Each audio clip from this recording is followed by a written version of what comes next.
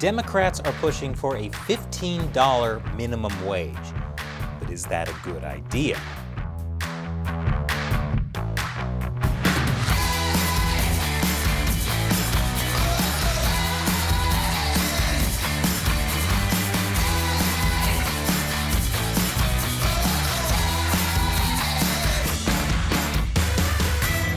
Welcome to America Uncovered. I'm Chris Chappell. Democrats in the House of Representatives are pushing for a $15 federal minimum wage. But first, remember to like this episode, subscribe to our channel, and support us at patreon.com/AmericaUncovered so we can pay our staff more than minimum wage. You know, I remember my first minimum wage job.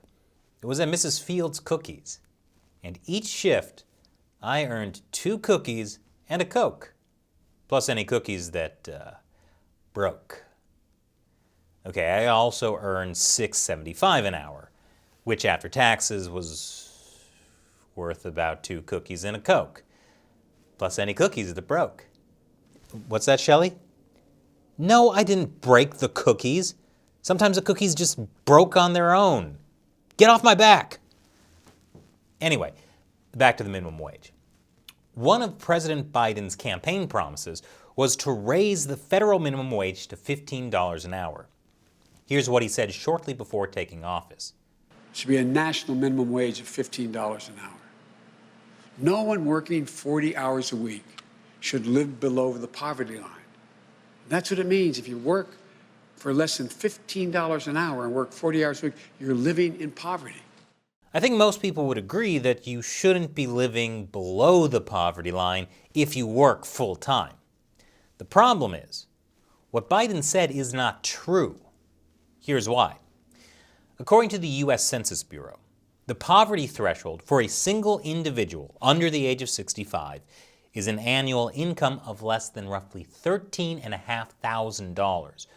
For a household of 2, it's about $17,500. For a family of 4, it's about $26,500. If you made $15 an hour and you worked full time, let's say 40 hours a week for 50 weeks a year, you would earn $30,000 a year. That's well above the federal poverty threshold for even a family of 4. Even if you only made $10 an hour, you'd make more than the poverty threshold for a family of 2. And at the current federal minimum wage of $7.25 an hour, you would make about $1,000 more than the poverty threshold for a single person. Actually, the minimum wage for most people in the U.S. is more than $7.25 an hour. I'll tell you why in a minute. But maybe your main takeaway from what I just showed you is that, wow, the poverty line is really low. Which is why some people use another measure for poverty, known as being near poverty, or the working poor. This is commonly defined as double the federal poverty threshold. Using these numbers, the current federal minimum wage would put you in near poverty, and $15 an hour would be enough to support one person above that, but not a family of 4. That's why people who support a minimum wage hike say that the minimum wage should be a living wage. A living wage is defined as enough to cover a person's basic needs. So how much is a living wage? MIT calculates that for a family of 4 with 2 working adults, each adult would have to make about $16.50 an hour. But that's not a great measure either, because a living wage is very different in, say, New York City than somewhere like Alfalfa County, Oklahoma. And yes, that's a real place. They grow a lot of wheat. Like I said earlier, a $15 federal minimum wage was one of President Biden's campaign promises, and Democrats in the House of Representatives have included it in the $1.9 trillion coronavirus relief bill that they're sending to the Senate. According to the Raise the Wage Act, the federal minimum wage would gradually increase over the next 5 years until it hits $15 an hour in 2025. After 2025, the minimum wage would keep going up according to the median hourly wage.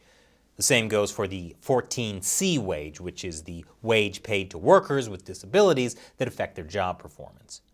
The bill would also raise the tipped minimum wage for workers who also get tips, like waiters, and the youth minimum wage.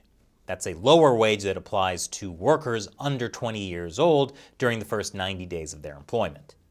Both would equal the regular minimum wage by 2027. The fact that the House is including raising the minimum wage in the coronavirus relief bill is a little awkward, though. That's because the Senate voted last week not to raise the minimum wage during the pandemic. That's because of the impact it could have on small businesses that are already struggling because of the pandemic. But not to worry. The Democrats could still get a $15 minimum wage through Congress even without any Republican support. That's through the magic of budget reconciliation. Reconciliation is a special process that allows the Senate to pass a bill with just 51 votes instead of 60. But it can only be applied to budgets, not other bills. It's unclear if Democrats can squeeze the $15 minimum wage thing into a budget and pass it through reconciliation. But they're going to try. And if they try, then it will be up to the Senate parliamentarian to decide whether the bill qualifies as a budget bill. And if that doesn't work, there's pressure on Biden to go nuclear. For more on that, stay tuned after the break. Welcome back. If Congress doesn't get a $15 minimum wage passed through the normal procedure, there's pressure on President Biden to go nuclear. And by going nuclear, Politico means that Biden would have Vice President Harris overrule the Senate parliamentarian, something that hasn't happened in 40 years. Hey, does anyone remember the last time the Democrats went nuclear in the Senate?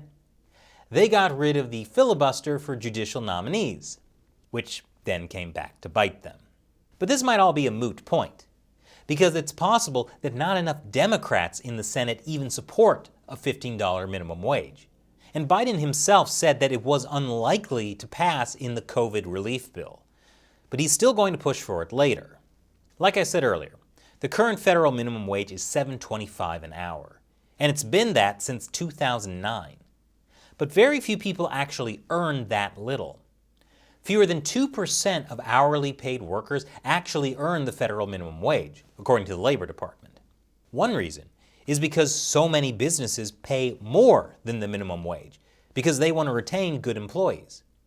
Another reason is that most states already have their own minimum wages that are above the federal minimum wage.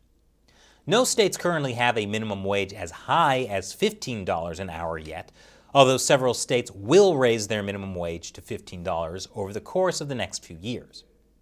The Congressional Budget Office estimates that the $15 federal minimum wage would lift about 0.9 million people out of poverty, but 1.4 million workers would lose their jobs. In other words, for every 2 people lifted out of poverty, 3 people would lose their jobs. And a disproportionate number of them would be younger, less educated workers.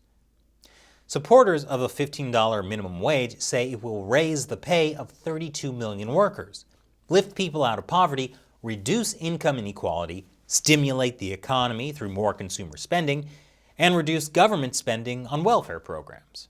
Opponents of the $15 minimum wage say it will cause job losses, reduce income as businesses cut employee hours, raise prices for consumers, disproportionately hurt small businesses, and depress economic growth.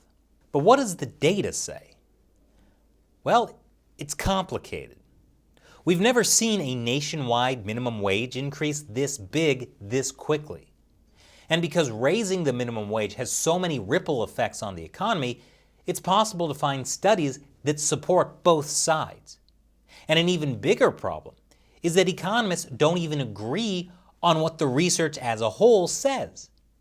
In fact, according to a recent study, even the broad summaries of the research are sharply different. Some economists say the research shows little negative effects, or shows the effects are so mixed it doesn't really make a difference. And as support for a $15 minimum wage has grown, there's been an increasing attempt to downplay any possible negative effects, like job losses. and even to say there are no negative employment effects at all. But according to this study, that doesn't reflect the reality of the research, which shows more negative employment effects, especially for teens, young adults, less educated workers, and low-wage workers. That doesn't cancel the potential positive outcomes of raising the minimum wage. But if we only look at information that supports raising the minimum wage or downplays the negative effects, are we making a good decision? Especially when the data shows that it could actually hurt the people at the bottom, the people it's supposed to help the most. What if Mrs. Fields had decided that young Chris wasn't worth $15 an hour, and then she replaced him with a cookie-selling robot instead? That would be stupid, because the robot wouldn't even enjoy the cookies that broke on their own. So what do you think of the federal minimum wage increase? Let me know in the comments below. Once again, I'm Chris Chappell. Thanks for watching America Uncovered.